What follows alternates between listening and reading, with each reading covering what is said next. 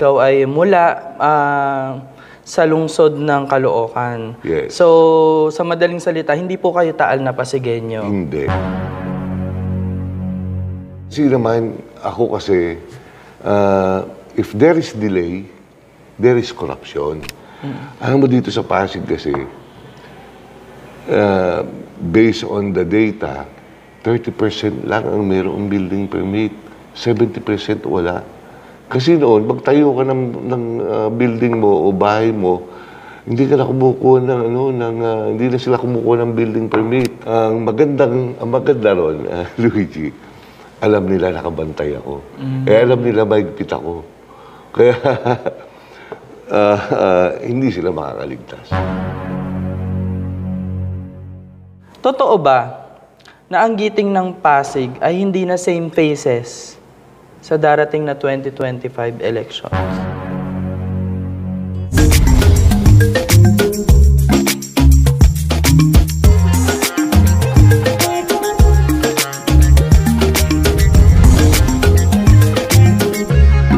Hello mga ka-vlog ng Pasig, mga subscribers ng Luigi Vlogs at mga kapwa Pasigueño. Welcome to Vlog ng Pasig Interviews.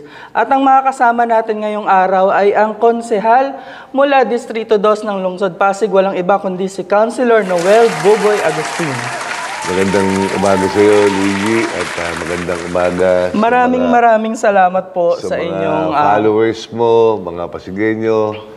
Isang napakagandang umaga. Mainit nga lang. Ayun, thank you at napasingit mo ako sa iyong schedule. Alam ko kakatapos lang yung iyong committee hearing dito. No? Una kong tanong, no, kamusta naman ang pagiging first termer o sa unang termino mo bilang lingkod bayan? Okay naman. Hindi ko lang ina-expect na ganong karaming trabaho talaga. Kasi lahat naman kami masisipag eh. Lahat talaga nakafocus sa sinumpaang namin tungkulin. Kaya busy lagi talaga. Councilor, no, bago kayo maging konsehal ng lungsod ng Pasig, no, take us back sa iyong career, no, kung saan kayo nagsimula. Actually, naging barangay captain ako sa Caloocan. After 2 term, pumasok na ako ng NBI. NBI, National yes, Bureau? Yes. Wow. 16 years ako roon. Nag-retire ako noong 2016. Ano po doon? Ano po yung work? Naging intelligence agent ako, ballistic. Wow. Okay ang pay ng ganon? Okay naman. Okay rin. Intelligence agent? Kasi ang tatay ko kasi noon head ng chief siya ng Intelligence Department ng police. Kaya hindi ko naman alam na mayroon pala akong inclination sa pagiging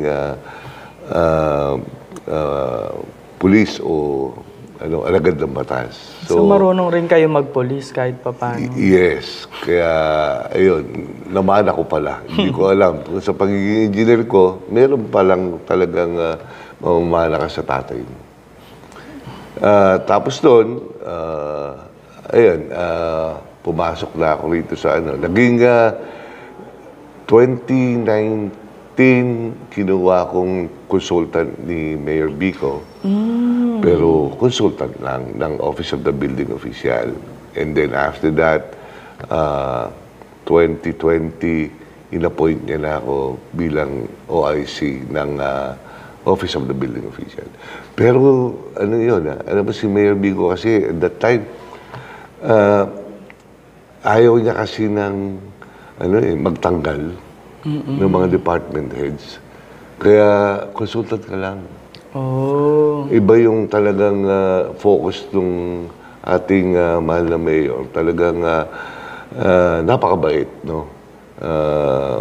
Kaya, hindi niya kagad ako in-appoint bilang isang OIC. Consultant ka muna. So, 2020, nag-retire si Architect Silva, pinatawag niya na ako. Yun yung time na in-appoint niya ako as OIC. So, yun. Alam mo ba yung unang task na binigay sa akin ni Mayor Bico? tulungan mong magkaroon ng kuryente yung mga kapuspalad nating mga Pasigueño. Okay. Doon talaga ako nag-concentrate. Kaya marami kong natulungan ng mga kapuspalad nating Pasigueño, maraming barangay. Yung iba, 20 years, walang kuryente. First time nila nagkaroon ng kuryente. Kaya, laking pasalamat rin at nakasama, talagang sinuportahan ko yung kanyang adikain na makatulong sa mga kapuspalad.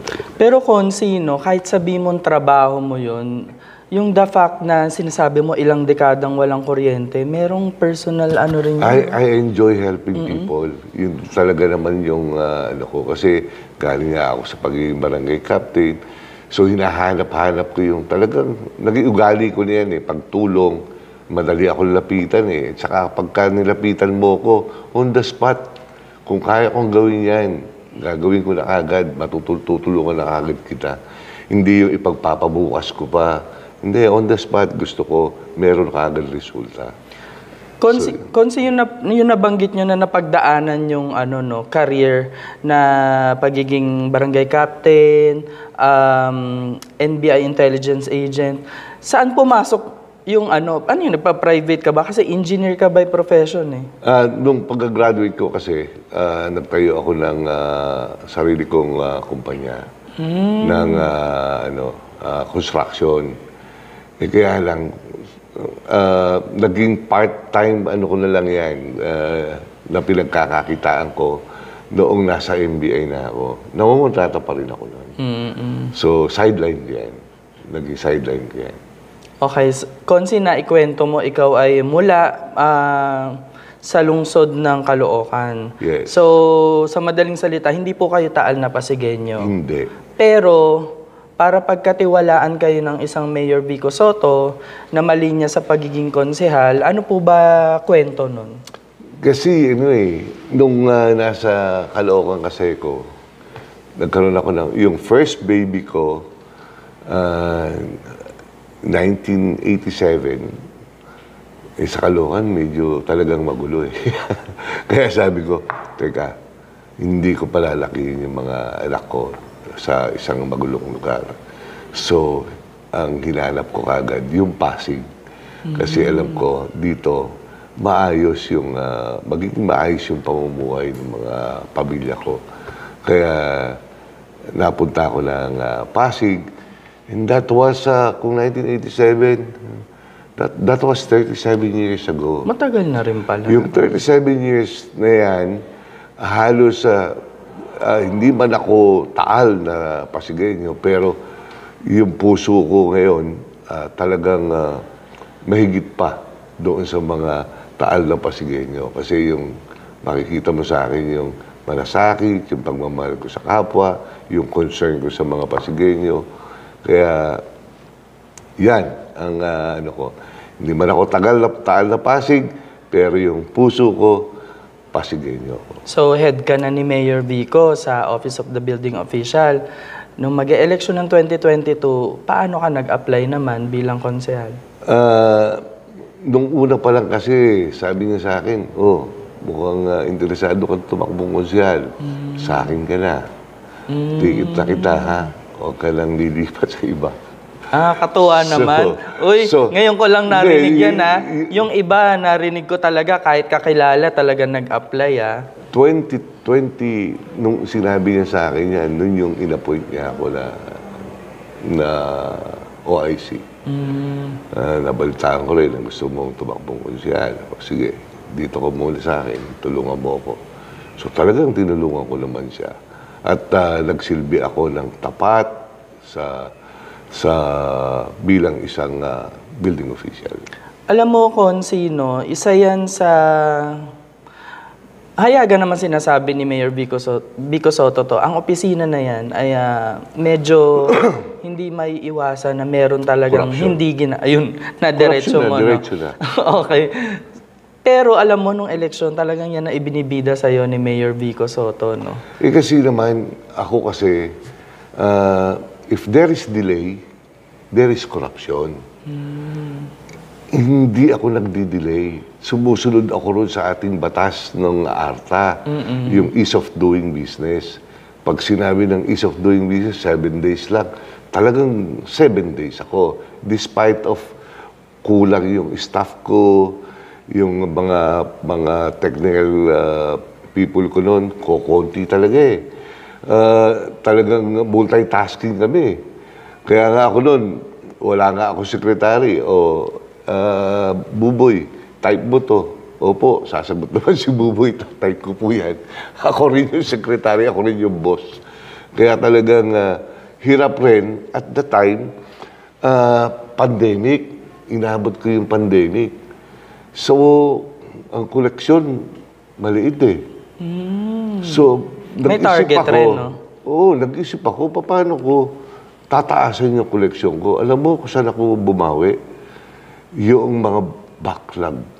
Yung mga backlog ng, na matatagal na, inaabot na ng 5 years, 4, yung backlog namin, pinakuwat lahat Ano yan. po yun? Na application? Application. Ang daming backlog noon. So, ginawa ko, pinakuha ko lahat yung backlog. Sige, trabahuhin yan, ayusin natin yan. So, every time na may matatapos kami, patatawagan namin yung tatawagan namin yung applicant. Yung applicant, pupunta naman sa office. Doon natatapos yung trabaho. So, ang laki ng koleksyon ko.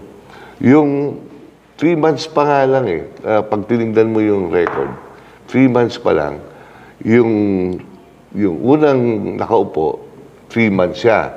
Tapos sumunod, engineer Garin, 6 months. No? So, 9 months yun. Ako, noong 2020, 3 months lang. Pag tinignan mo yung koleksyon nilang dalawa, pinagsama mo, nasa 3 million lang. Ako, ang koleksyon ko, nasa 12 million. 3 buwan. Doon yun, dahil nga ron sa tinapos ko lahat. Fast-track mo yung mga pending. Oo, yung mga pending applications. So, ganun ang ginawa ko para at least lumaki naman rin yung koleksyon at maging legal naman. Alam mo dito sa Pasig kasi,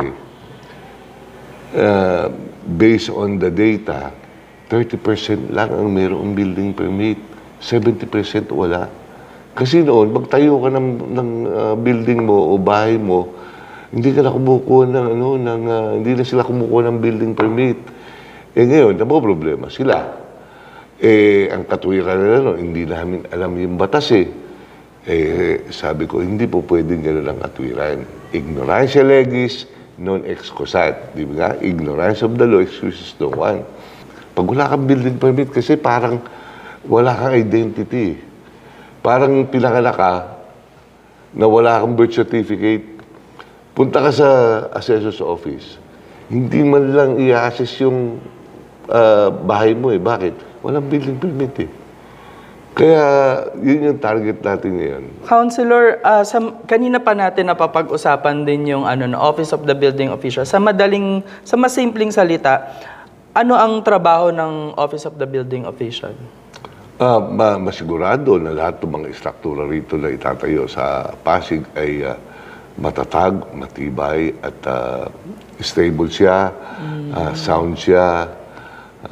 Yun ang trabaho. So, nasa na talagang maayos yung istrukturang itatayo mo. Nasa umbrella rin siya ng engineering department? Hindi. Hindi. Independent, department yan. Pero ang magandang naghahawak, engineer din? Dapat. Nakalagay naman ron sa National Building Code. Dapat engineer. Civil engineer. Councilor, yun nga, ikaw ay nasa 3 dekada, mahigit na rin palang nasa Pasig. Pero ako very active rin, no? Before ka pumasok sa politika, hindi naman kita talaga nakikita na sabi mong talagang pumapapel sa mga activity. Ano yung pakiramdam mo nung nangangampanya ka, tumatakbo ka?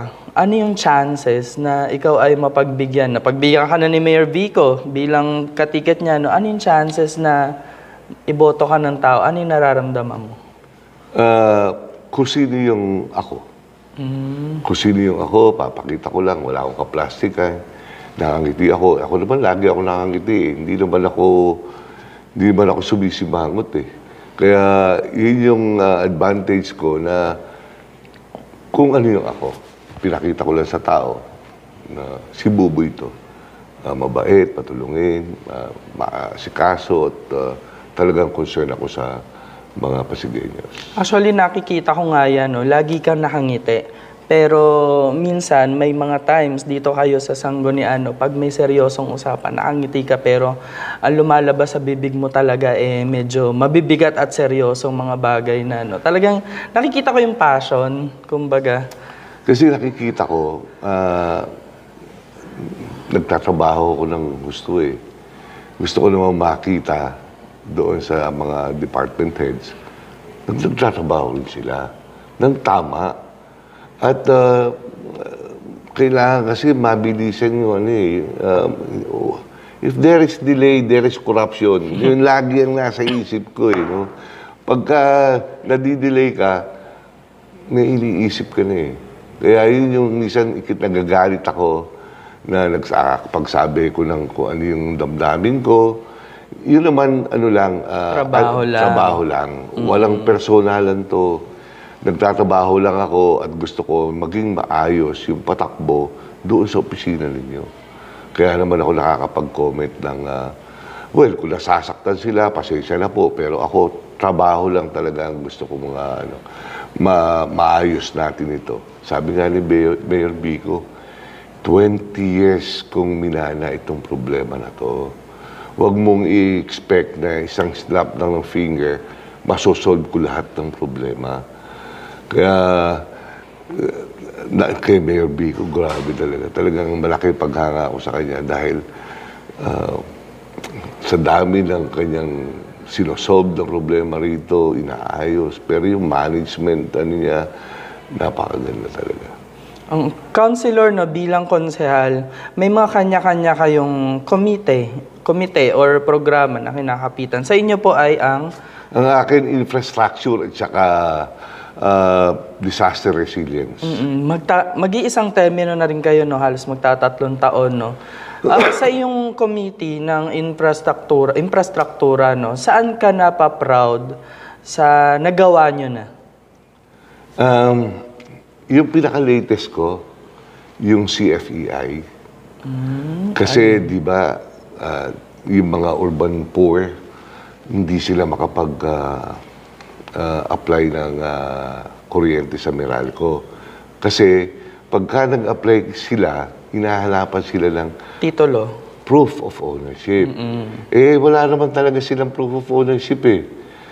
Kung ang property, kamukha ng mga natulungan ko noon, ay nakatirik sila sa property ng local government, madali dahil si Mayor Vico, willing silang tulungan eh.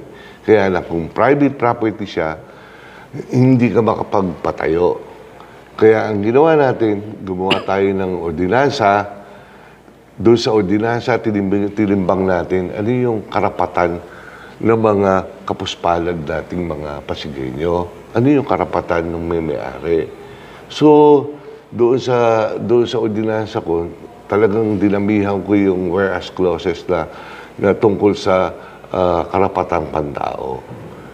Under karapatang pantao, nandoon yung the right to dwelling, yung housing. Under housing, nandoon yung electricity. So, yun yung ginamit ko doon sa aking ordinansa. Pag nag-apply ka sa Meralco, bibigyan ka naman ng yellow card eh. But it doesn't mean na approve na yan. Ang ibig sabihin lang ng yellow card, merong linya available na service line doon sa lugar mo. Pero hindi ibig sabihin, approved na yan. So, ang gagawin ng Meralco, lalagay yung requirement mo, CFEI, ano yun? Certificate of Final Electrical Inspection. So, doon hindi makakuha. Kasi ang kailangan nga, proof of ownership. Ngayon, ang gagawin lang nila, pupunta sila sa homeowners association nila o neighborhood association nila. Hihingi sila na certificate na sila ay member. dadali nila ito sa puso, no? Sa puso, sila naman, titignan nila yung listahan nila, member nga ito ng Urban Poor. Pag member na sila ng Urban Poor, bibigyan sila ng Special Electrical Certificate na siyang dadalhin sa Office of the Building Official, tapos mag-a-apply na sila ng electrical permit. Doon sa electrical permit, pag in-inspection na yung bahay o ayos naman yung inyong pagkakalagay ng mga kuryente, i-issue na sila ng temporary certificate of final electrical inspection. So makakakuha na sila ng kuryente. Nung isang natulungan ko, sabi niya, 20 years, Konsi, wala kaming kuryente. Ngayon, meron na kaming kuryente. Sa gabi, nagkakakitaan na kami.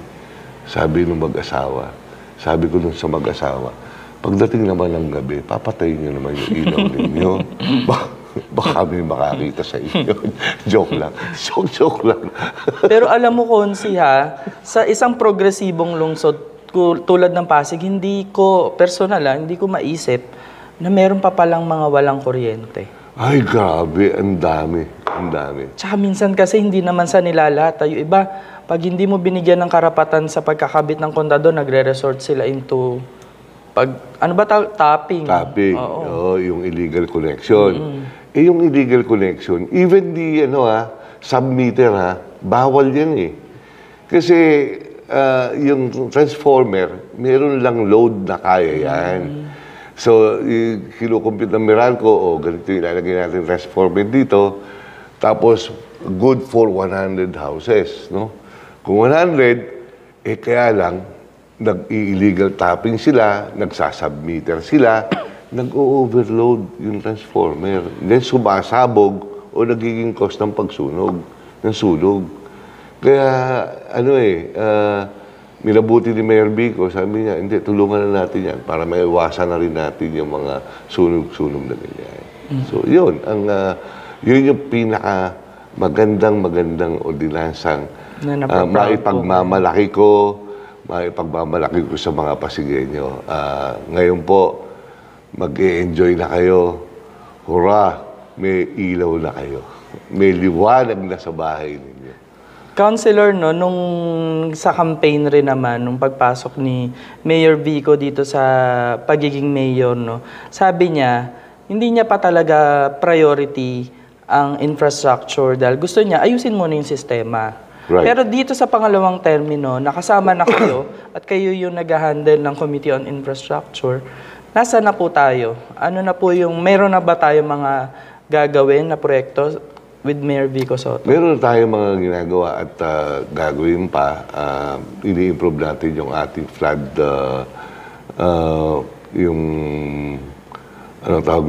yung system natin, no?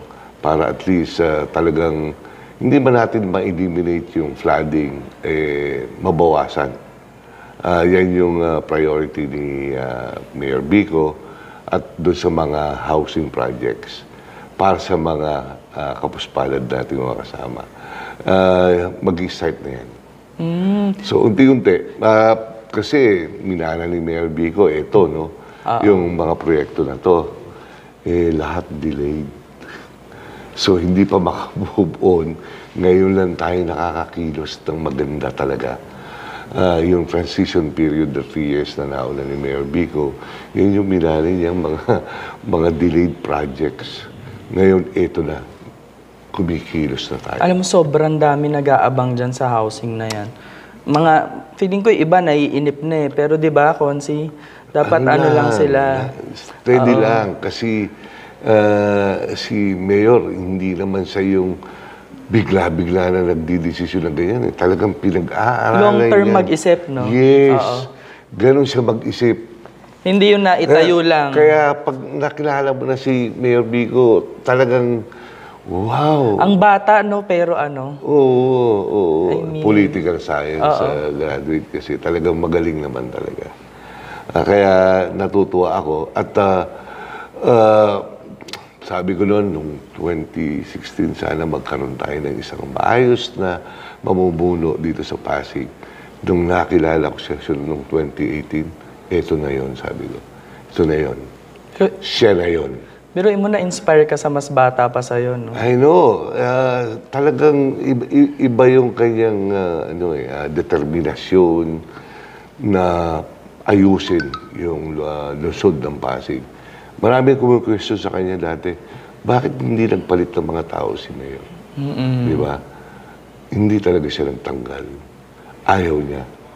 Napakabait niya. At saka magkakaroon ng transition. Iniisip niya, marami pang magiging problema. Ang nasa isip ng ating Mayor, hindi. Kahit sila yan nandyan, babaguhin ko lang ang sistema, sinisigurado ko, maayos ko itong Pasig. Nakita mo naman, maganda naman yung resulta, di ba? Yan. Yung pagiging engineer nyo, no, at Committee on Infrastructure Head, may ano rin no? May somehow advantage din, no? Pero yung pagiging head nyo dyan sa committee na yan, meron rin kayong mandato or kaya rin ng mandato nyo na i-check kung may corruption Meron kaming or possible meron kaming mga konsyal, meron kaming oversight function na tignan ano na nangyari dito sa mga proyekto na to, ano na nangyari dito sa mga ordinansang ginawa namin. Meron kaming ganyan. Kaya from time to time, ako nga, engineering nga eh. Talagang nakafocus rin ako sa kanila. Pag may nakita akong hindi maganda, nire-requestan ko sila, bigyan nga ako ng listahan ng mga projects nyo. Pag nakita ko na, tsaka ako hihingi sa kanila, bigyan nyo ako ng program of works. Yung estimate ninyo, yung computation ninyo. Alam mo, nire-review ko yan. Hindi ka mabobola, no? Hindi. Kasi hindi nila ako profession mo yan eh. Hindi nila ako maiisahan. So, ang maganda ron, Luigi, alam nila nakabantay ako. Alam nila mahigpit ako. Kaya, hindi sila makakaligtas. Talagang binubusisi ko yung mga estimates nila. Yung isa ko naman maisishare sa pamumuno ni Mayor Vico, talagang nakabantay ako. Kumbaga dati, Office of the Building Official lang, no? Ngayon medyo mas lumawak na yung scope. Lumawak na. Hindi lang naman rin sa engineering, kahit sa OBO, tinitignan ko rin kung ano yung mga ginagawa nila, yung CPDO natin. Yun yung nagiging masyadong controversial ngayon. Minsan, sinasabihan ko sila, hindi dapat ganito, hindi dapat ganyan. So, yun lang. And so, alam nyo na, may malalapitan kayo. Pag Yung nilapitan ka, huwag mo problema. naman sasabihin yung pangalan. Baka mapag-initan daw kung may sumbong sa'yo. Hindi. Basta, kung may problema kayo, lapit lang kayo sa akin, kahit hindi po sa kuryente, kahit ano, basta. Anonymous, ha? Oo, walang problema dyan. Ayan, Councilor, no? Kayo ay mga konsehan, no? Nagle-legislate, kumbaga. Yeah. Kumbaga parang senador, no? Pero, syempre, andyan na nakasanayan na ng publiko. Gusto pa rin ng publiko na nakikita kayo, may mga binababa kayong programa. I-share nyo naman yung mga ilan dito, no? Kasi ako, ang pagbaba ng programa nasa executive yan, no? So, sasakay lang kami kung ano yung kanyang programa rito sa ating lungsod. Pero, siyempre, ang barangay rin, ini-expect rin namin na magbababa ng mga programa sa kanyang mga constituents. Kaya ako, pasulput-sulput lang. Sumba, kamukha ngayon, mayroong nasunugan. So magpapadala tayo ng mga konti lang ng mga relief goods na nakayanan ko lang. Alam mo naman kami, sweldo lang namin ang inaasahan namin talaga. Kailangan budgetin mo yung sweldo mo. Konsi, in general, no, gusto ko lang marinig ang opinion nyo. Kayo kasi professional. Dapat ba ang isang nanunungkulan sa public service, especially mga politiko na tulad nyo, ano ang sa tingin mo, dapat nagtapos o professional? Or okay na naman yung mabait? Mabait. Mabait. Mabait. Yung, At tapat. mabait at tapat. Oo. Yung hindi masyadong magaling. Ayan. Yung mabait at tapat, yan yung kailangang kabuuan para magkaroon ka ng isang magandang pamamahala dito sa gobyerno. Kung mabait ka lang at tapat, kulang yan. Kulang yan dahil sa totoo lang, merong malalim na kaalaman dapat sa accounting lang. Kung wala ka namang pinag-aralan, paano mo maiintindihan yan? Ang hirap ng accounting, ha? Budgeting, ang hirap intindihin yan. So, kung wala kang pinag-aralan, parang mag-i-start ka uli. Yung sasabihin nung elected na hindi nakatapos, madaling pag-aralan yan. Di ba? Pero mag-aaral ka pa. Hindi ka mukha ng professional, nasa taas na level na siya, di ba? So, mag-aaral man yan, konti na lang, ikaw, mahaba pa aralin mo. So, sa pagdating sa mga decisions, talagang mas maganda talaga, may pinag-aralan. Ang tanong ko, bakit mo pinag-aaral yung mga anak mo? Even yung mga mahihirap na mga pamilya, talagang idinadaos nila, makatapos lang yung anak nila. Kasi gusto mo magkaroon ng magandang kinabukasan yung bata. Ganon rin sa pamamahala ng gobyerno. Gusto mo maging maayos, maibigay mo ng tama yung mga nararapat para sa mga constituents mo. Ayan, ayan. Alam mo, na-share mo rin yung ganyan, no? Naalala ko tuloy yung late Senator Miriam Defensor Santiago. Sa isang naglilingkod daw na public servant, lalo na yung mga politician, mahalaga daw may 3. Yung professional excellence, moral excellence, at academic excellence. So, yun, no? Tama naman. Dapat hindi mawawala yung ilan sa mga yon, no? Oo, kasi talaga namang masyadong, kung gusto mong mamahala, mapag-aaralan, pero iba yung may pinag-aralan nga lang. Okay. Counselor, na meron ako mga bagay na babanggitin at gusto ko i-confirm sa inyo kung totoo ba ito o hindi. Kung fact or bluff. Okay? So, una dyan, totoo bang malaki ang sweldo ng isang konsehal? Sakto lang.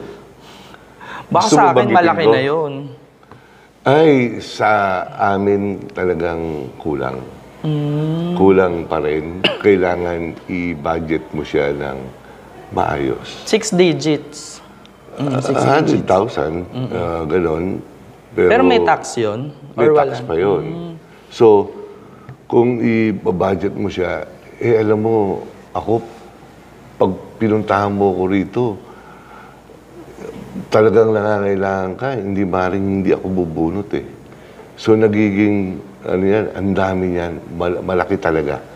Mas malaki yung napupunta sa pagtulong kaysa rin sa napupunta sa sarili. Oo, kasi wala daw kayong budget talaga na revolving na sa office lang kapit nyo, no? Walang ganon. Wala. Hindi kami humahawak ng cash galing sa gobyerno. Meron kami mga assistants, Puro papel. yung mga medical, puro papel. Pero hindi kayo yung Hindi.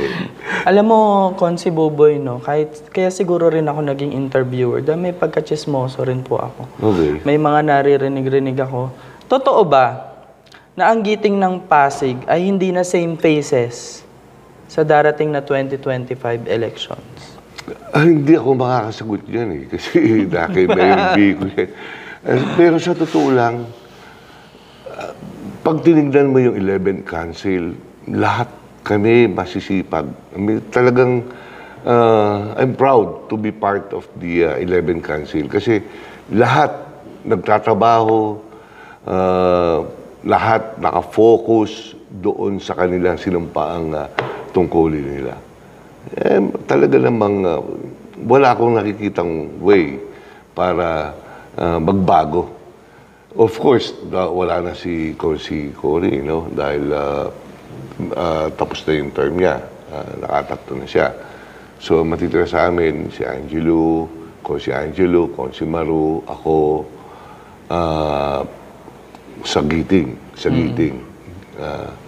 So, yun, hindi natin alam. So, sa tingin mo, more on As far as madadagdagan na lang. District 1 is concerned, ay, hindi ko gano'ng ano yan. Okay. So, sa tingin mo, madadagdagan na lang, hindi na mababawasan? Madadagdagan. Oo.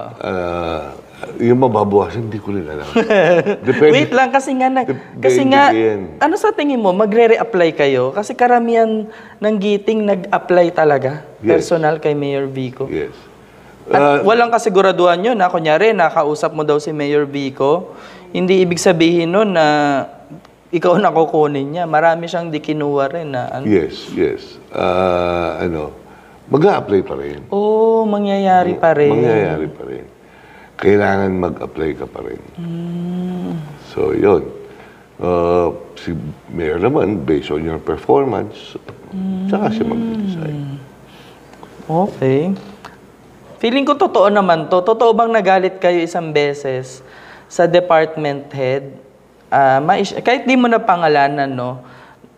I-share mo lang. Eh, paano naman malalaman rin eh. Kasi nasa infra ako eh. Nasa infra ako. Tapos yung utilization mo, 0. Paano di ka magagalit? Di ba? Under your committee, 0. May dahilan naman rin siya. Kaya naman nagalit ako, pero nung napakinggan ko yung kanyang dahilan, okay na sa akin. Naintindihan ko. Yung iba naman, yun yung masakit dahil nagkakaroon ng cost ng delay. Ayoko na. Okay na kami.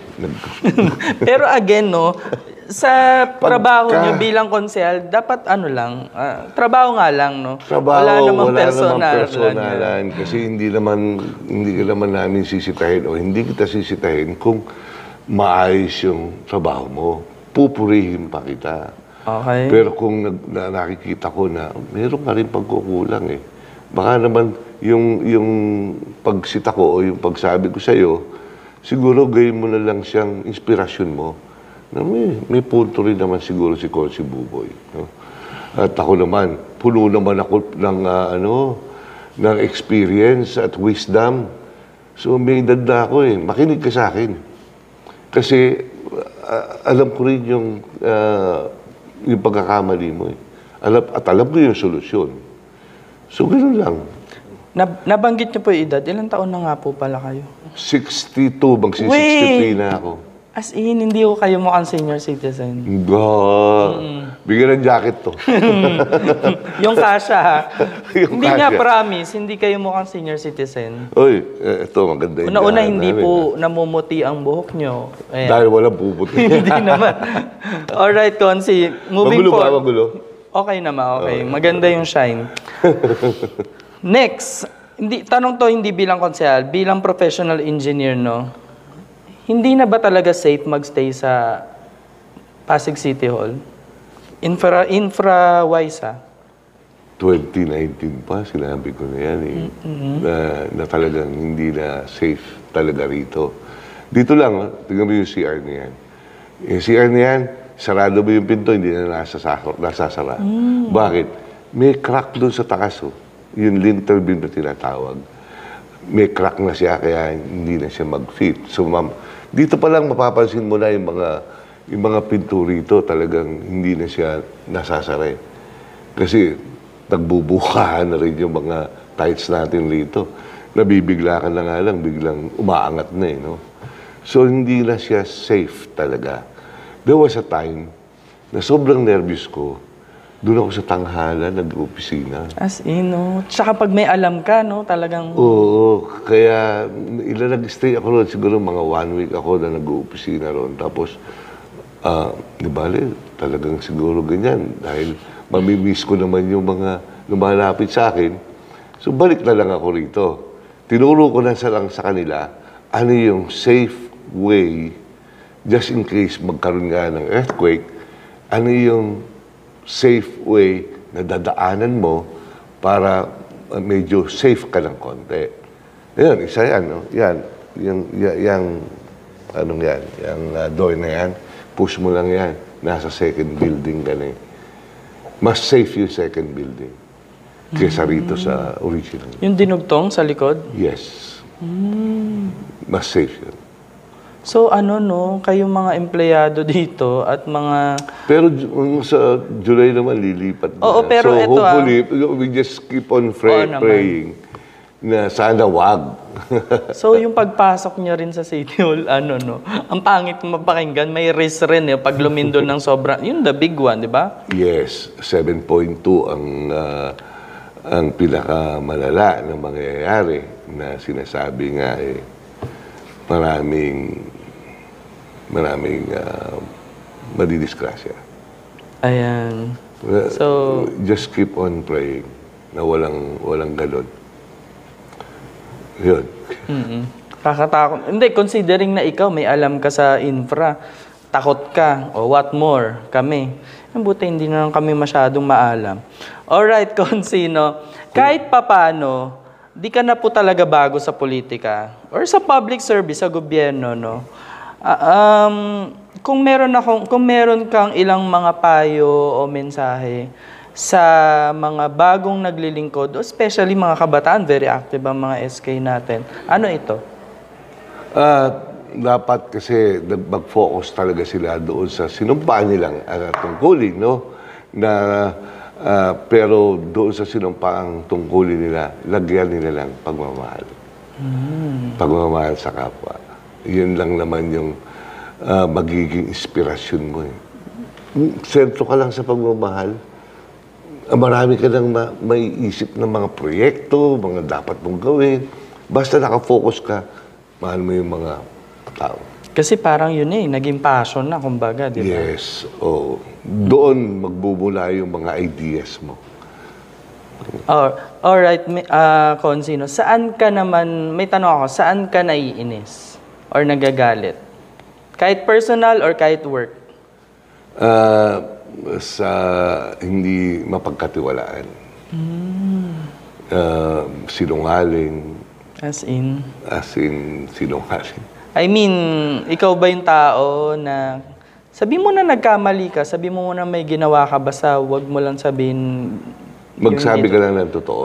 Okay na sa akin yan. Maintindihan kita kasi ang malawak yung pag-iisip ko eh. Malawak yung pangunawa ko. Aminin mo lang na nagsilungaling ka o may ginawa ka hindi maganda. Meron ka lang ginawang hindi maganda, sisilungalingan mo pa, tatatag. Doon ako naiinis. So in general yan, work and personal, no? Yes, pareho. Saan ka naman natutuwa? Lagi naman ako natutuwa eh. Small things natutuwa ako.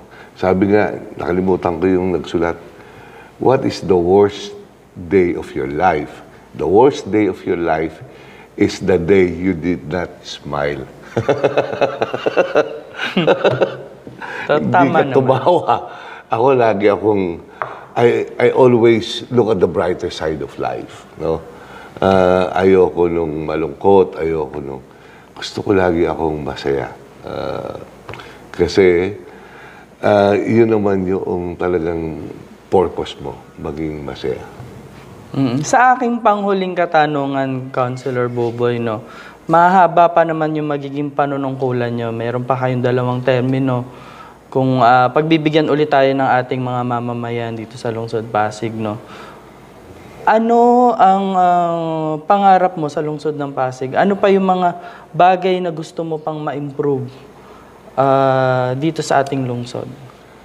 Siyempre, pupunta uli ako sa infrastructure. No? Hindi pa perfecto yung sistema natin. Yung ilang taon, 3 years, 6 na ni Mayor Vico at madadagdagan pa ng 3, yung 9 years.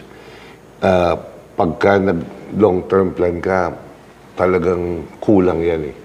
Ika nga, nagtalong ka ng mangga, hindi mo pa naman aanihin yan. Siguro in 7 years, 9 years, saka mo aanihin eh, no? Pero kahit umaani ka na, hindi ka pa rin hihinto ng pagpaplano, ng pagtatanim ng iba pang produkto. So yun yung sa akin, na marami nang itinatanim si Mayor Vico, yung mag-start ako sa flood control natin dito. Talagang yun yung aking, tapos yung mga struktura natin na dapat madagdagan pa, no? At modernization. Dito kasi sa atin, yung system natin dito, nung ko pa inaangal yan. Nung nasa office of the building pa ako, inaangal ko na yan eh. Medyo sablay talaga. So, yun yung mga dapat na napapalitan pa natin. Gusto ko sana, yung mga pera ng taong bayan, talagang pakinabangan natin ng gusto. Hindi ka mukha nung nakaraan, gagawin ito, itatayo yung struktura, tapos gigibain. Yung kalsada, sisimentuhan, after 1 year lang, gigibain uli. So, manghinayang tayo sa pera.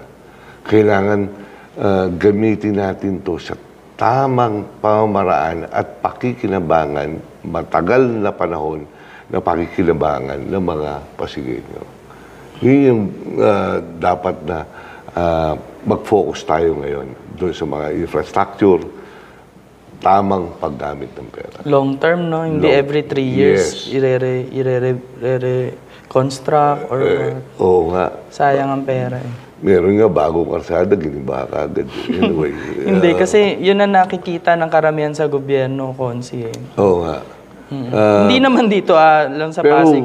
Marami. And yan, under Mayor Vico's watch, at saka nandito ako, I will assure you na talagang nakabantay kami dyan. At talagang titignan natin, pati design, talagang pinag-aaralan natin mabuti. Ayan. Mensahe niyo po sa ating mga kapwa Pasigueño. Mga Pasigueño, medyo malapit na uli. Kakatok uli kami sa inyo. At yung aming preparasyon, yung long-term plan po natin, talagang dapat na nakafocus kami sa mga Pasigueño. Meron na po tayong mga naumpisahan, pero hindi pa po sapat yung 3 taon na panunungkulan natin. Marami pa po tayong gustong baguhin. Marami pa tayong nais ilatag. At kailangan maging moderno talaga ang Pasigueño. Ang ating mahal na Luzon ng Pasig. So, lapit lang po kayo. Nandito lang po. Kung si Buboy po, lagi pong